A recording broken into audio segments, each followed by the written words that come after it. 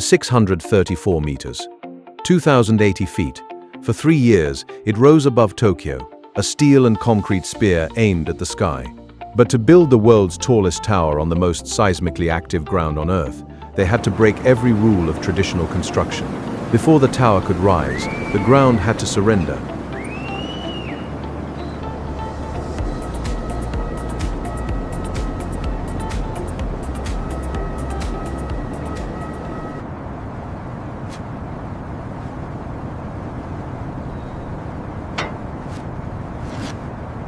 Behind me, the Tokyo Skytree, 2,080 feet of steel, concrete, and sheer human will. But to understand how it got here, we have to start at the very beginning, when this site was just a hole in the ground.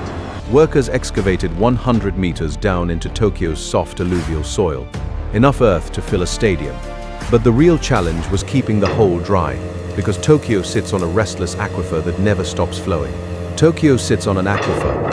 Groundwater pressure threatened to flood the excavation constantly, so they pumped continuously, 24 hours a day, 7 days a week, for months. The water never stopped rising, neither did their resolve to contain it.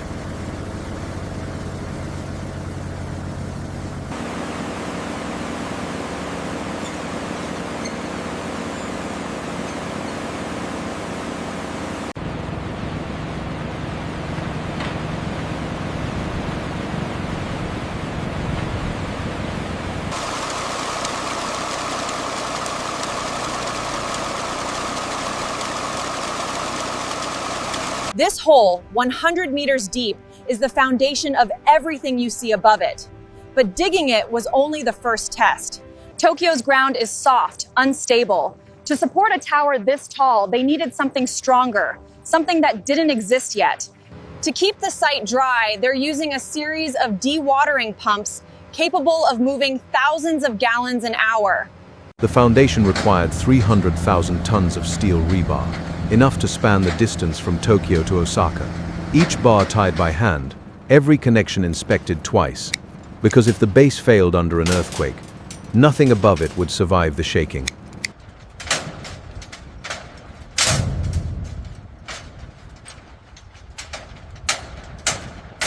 The pour took 36 hours, 10,000 cubic meters of concrete, enough to fill 4 Olympic swimming pools, but the clock was relentless.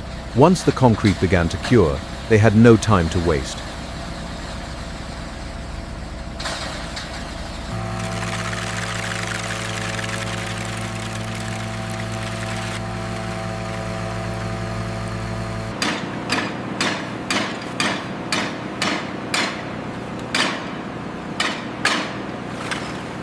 The tower's heart was being set in stone, literally and permanently.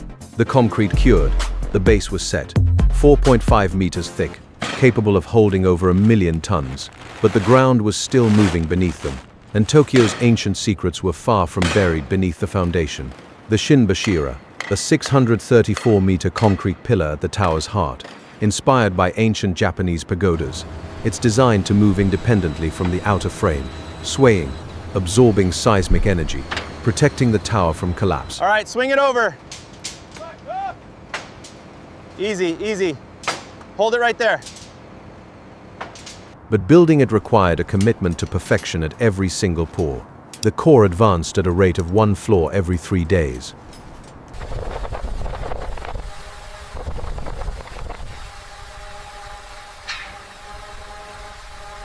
Each pour precise to the millimeter, each inspection rigorous. But the Shinbashira alone couldn't support the tower's immense weight or resist the twisting forces of a typhoon. It needed an exoskeleton, and that would require the most complex steel erection ever attempted in Japan. The outer frame, a triangular steel truss inspired by traditional Japanese pagodas, begins its climb around the concrete core. 3 legs, each wider than a train carriage, rising in perfect symmetry. This is the tower's exoskeleton, designed to flex and sway with the core during an earthquake, dissipating energy like a giant shock absorber. Each steel column was precision cut in a factory, trucked to the site. The outer frame and the core worked together, but they never touched directly. Then lifted by crane and bolted into place by hand.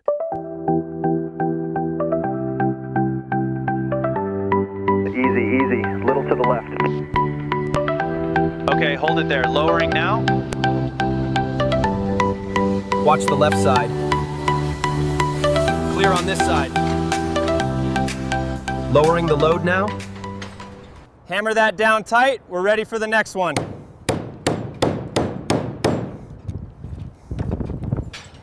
Watch it. Keep it coming, more flow. Spread it out over there.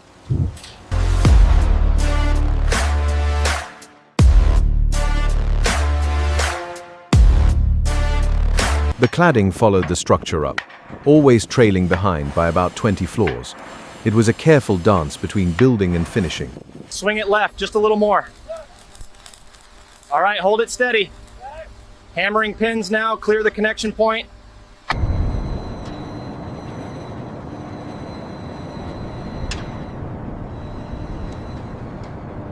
At this point, the tower is approaching half its final height. Behind me, the core continues to rise, the frame follows, but the men and women building it have to deal with more than just steel and concrete.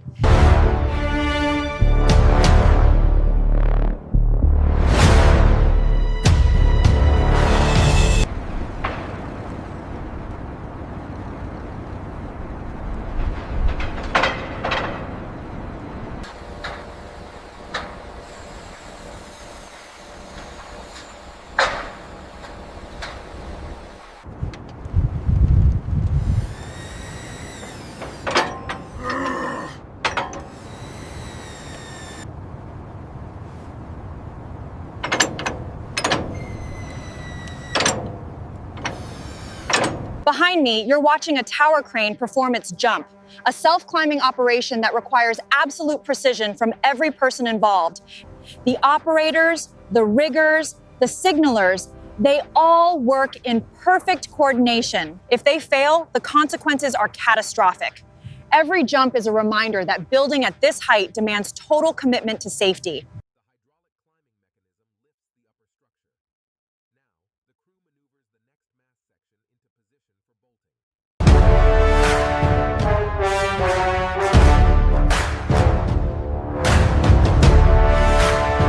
The cladding climbed relentlessly, panel by panel, floor by floor.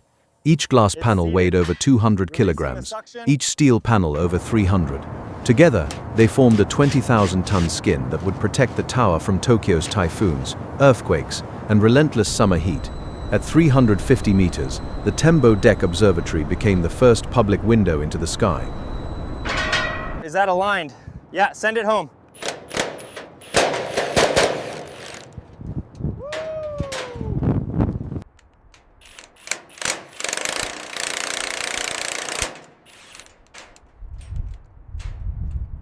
All right, lower it slowly.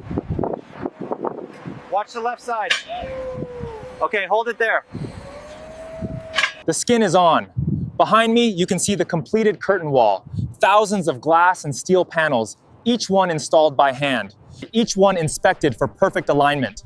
But the tower isn't finished yet. Above us, the bare frame continues to rise toward the sky. And at the very top, the most critical piece of engineering is still waiting to be installed. The antenna.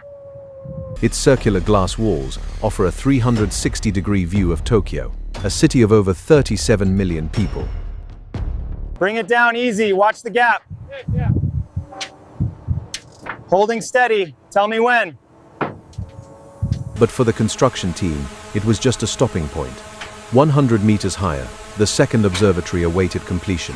100 meters higher, the Tembo Galleria took shape. A second observatory suspended at 450 meters, offering an even more breathtaking view of Tokyo and, on clear days, the iconic silhouette of Mount Fuji. Building at this height presented new challenges: wind, temperature extremes, and the sheer difficulty of lifting materials into position. Above the observatories, the tower was still incomplete. Standing here at 450 meters, you can see Tokyo the way only birds and pilots usually do. A vast, but building this observatory required solving an engineering puzzle.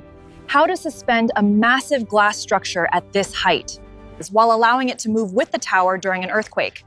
The answer was a system of sliding bearings and flexible joints that let the observatory sway independently. The antenna spire, a 140-meter steel cylinder, would push the Skytree's height to 634 meters, making it the tallest tower in the world.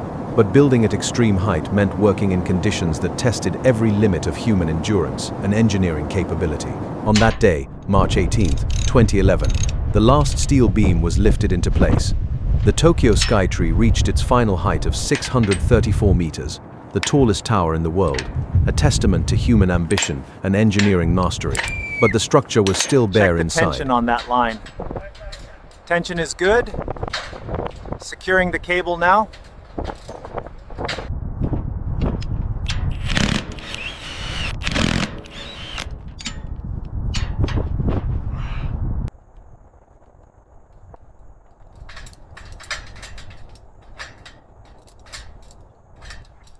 It's done. 634 meters of steel, concrete, and glass. 3 years of construction, tens of thousands of workers, millions of man-hours. Behind me is the world's tallest tower, a structure that redefined what's possible in seismic engineering. But as you can see, it's not just a tower. It's a symbol of resilience, built on the same ground that was devastated by the 2011 Tohoku earthquake just weeks before the spire was completed. Standing here at the base, you begin to understand the sheer scale of the Tokyo Skytree. It rises 634 meters into the sky. The real work, the lighting, the interior finishing, the elevator installation, was only just beginning. With the lighting system complete, the Tokyo Skytree was finally finished, a 634-meter monument to engineering excellence and human resilience. Its lighting, designed to change with the seasons and mark special occasions, would become a new landmark in Tokyo's night sky, visible for over 60 kilometers in every direction. The Tokyo Skytree is more than steel and concrete. It's a symbol of what happens when ambition meets discipline, when a nation rebuilds with purpose. Japan has faced earthquakes, tsunamis, and the loss of its previous broadcast tower, the Tokyo Tower. It's about building stronger, smarter, and taller than before. From the ground up, this tower proves that the impossible is just a challenge waiting to be solved.